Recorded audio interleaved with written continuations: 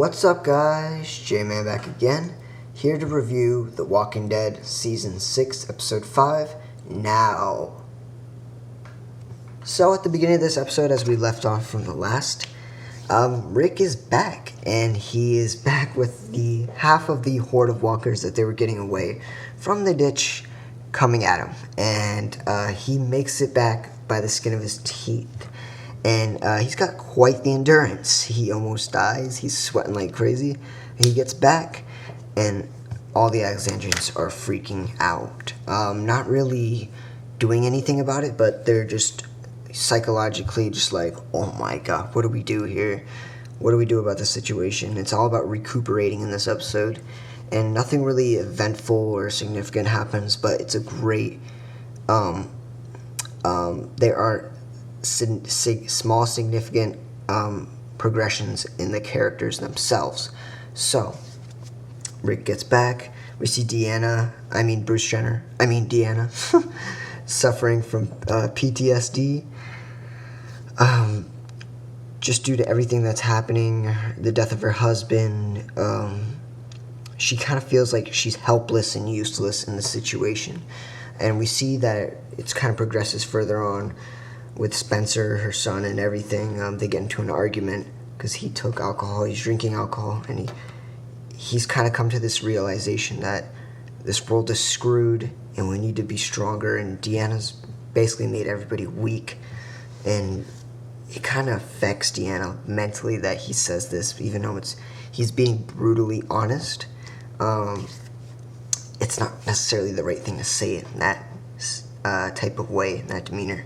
So, she's suffering from PTSD, and we see her progress for that throughout the episode. We also see Ron and Carl and Ron get into a little bit of argument, throwing fists. Not really, it's kind of like a dorky type fight where they just push each other, and that's it.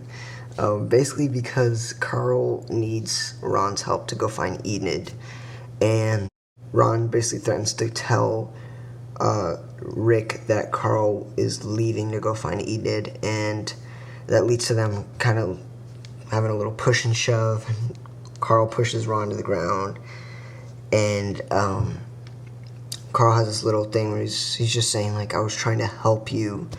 So then he goes, tells Rick, and I don't know about Ron. I mean, there's a part where I think it's foreshadowing to Ron gonna kill somebody, because Rick's on top of the wall, overlooking the wall, and Ron goes up, and Ron asks Rick, can you teach me how to shoot a gun?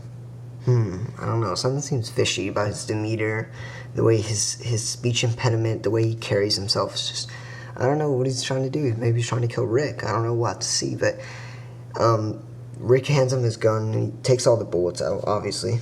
And he's like, here, you can just aim and practice right here.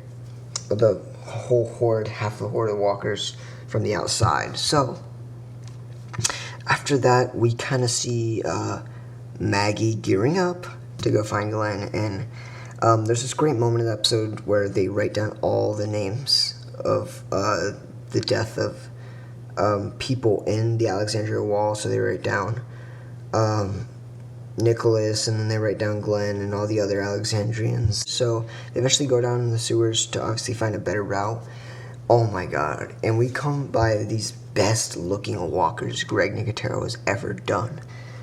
Damn. Crazy, mossy type, swampy type walkers. It's out of control. They have like no eyes at all. And it's ridiculous how real these things look. And I just want to commend Greg Nicotero.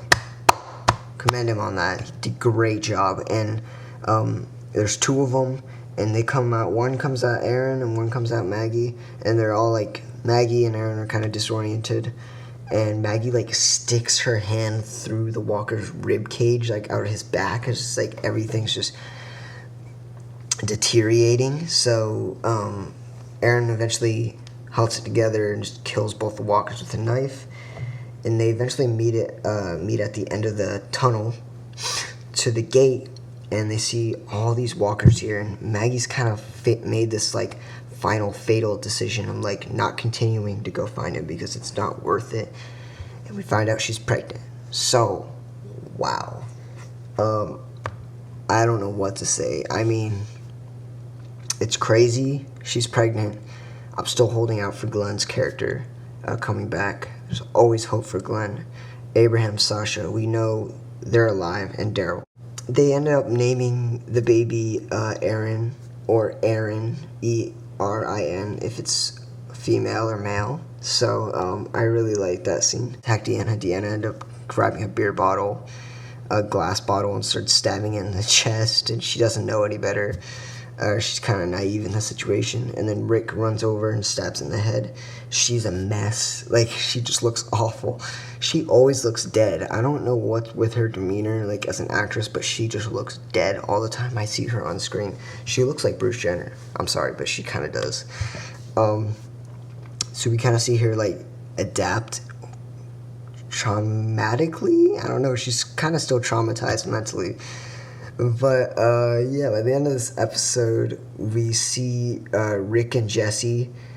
They've always kind of had this, like, vague, intimate love for each other, so they finally, like, make out. They finally come to terms where they are in this world, and they just come together and they just kiss in that moment, in that situation. In that conversation, in that dialogue, Jesse is kind of, like, giving hope to the thought of Sasha, Abraham, and Glenn, Daryl being alive, and they just kiss, and it's a great, well-crafted scene. And by the end of the episode, we see Deanna, which I thought she was going to open the gate, because she just started, like, banging her fist against the fence, walkers, and I'm like, she's going to open it. She thinks she's some sort of badass. By the end of the episode, she walks by the gate, and you see this, like, these nails coming out of the wall. So, I'm still, and that's where it cuts and we see it end there. I'm still holding out for No Way Out. I think it's coming. I think they're going to break through, and it's going to be hell. Next episode, we see the focus points on Daryl, Sasha, and Abraham, and I'm glad to see where it goes from there. So let me know your guys' thoughts in the comment section below. I really like this intimate episode, so yeah.